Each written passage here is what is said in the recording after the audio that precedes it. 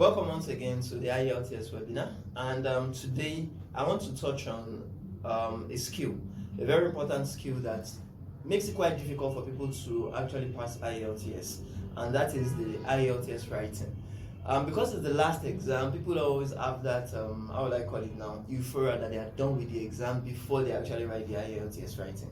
And another thing about it is the skill that is required in the IELTS writing is quite different from all other types. In the listening and the reading, you write exactly what you see in the recording, you hear from the recording and what you see in the essay. But when it comes to the writing, you have to actually create, you have to be creative in your ideas. So as a result of that, there are some strategies I want to share with you that would actually rock your socks if you are making use of it and will make you score more in the IELTS writing. Now, the very first one is the concept of paraphrasing. If you are given, for instance, in the very first task of the writing, which is for the general training, the letter writing, but for the academic, the report writing, you have to have the ability to paraphrase the question that is given to you. If, for instance, you are given a question that relates to maybe write a letter to your friend telling him about how you spent your last holiday, something similar to that. Now, in your ability to paraphrase, you need to talk about, firstly, your holiday, making use of other words that relate to holiday. In other words, you have to take the word class or the classes of words that are referring to what people do when they actually go on vacation. Now, take for instance that word even vacation. You can make use of it in place of holiday, in terms of you can make use of synonyms. In bringing about paraphrasing, you have to make use of synonyms of words. For instance, if I'm to talk about how I spent my last holiday, I can say my previous vacation was one of the wonderful moments I had during my stay in Canada. Do you understand? Now, if you look at that, instead of me saying the last holiday, I said my previous vacation. I am already using the ability to paraphrase what I saw in the essay. I'm not just giving the exact thing that I saw in the question back in the answer. That won't make you score more.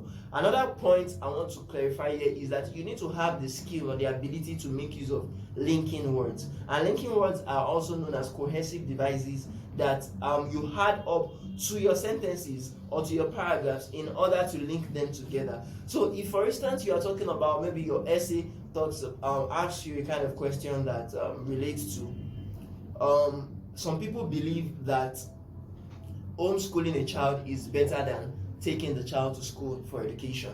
Now, if you are to talk about that kind of concept in the task 2 of your writing, you need to actually make use of linking words like, okay, firstly, I believe, or firstly, some people believe, or firstly, you get the idea. You can use first of all, first and foremost. You can make use of however, whenever, although. In conclusion, you make use of finally, conclusively.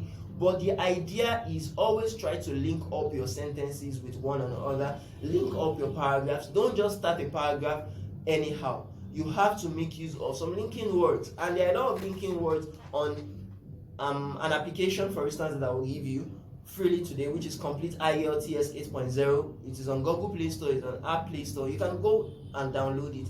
They have hundreds of linking words, and the beauty of that app is that it also tells you or shows you exactly how you can make use of it in context, how you can apply that linking word correctly while you're writing. Now, another thing I would like to touch on today is your tenses. Now, the IELTS writing is very particular with the kind of tenses that you make use of, because they rank your grammatical range and accuracy.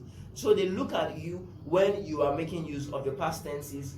Basically, there's a rule of thumb. If you are making use of past tenses, you must talk about history or stories that have happened in the past. If you are talking about present or making use of present tenses, you have to be using present tenses when you are describing something. In other words, we always divide essays into types. The narrative essay is always in the past. It talks about stories. Do you understand? Histories. But when you're talking about or writing a kind of descriptive essay, you have to make use of present tenses. Do you understand? That talks about things that relate to the present. If you are describing someone, for instance, they said describe your very best friend. You can't be saying, oh, Shade was a very good girl. You say Shade is, because your very best friend or your best friend is someone that you know, someone that you are friends with at the moment. Do you understand? So you must make use of present tenses. Another thing is, if you are making use of future tenses, or if you want to make use of future tenses, you have to talk about aspirations or dreams, something that would happen basically in the future. In other words, the kind of essay that future tenses require is a kind of imaginative essay. Do you understand? Or expository essay. So if you really want to get more ideas about the kind of writing you need in the IELTS, you can enroll to any of our programs at A.O.S Academy. We have the IELTS part-time and we have the IELTS full-time programs, and we even have the online courses for people that cannot take physical trainings. So you can log on to aosacademy.com/courses to actually take any of those programs. Thank you very much, and I hope to see you in the next video.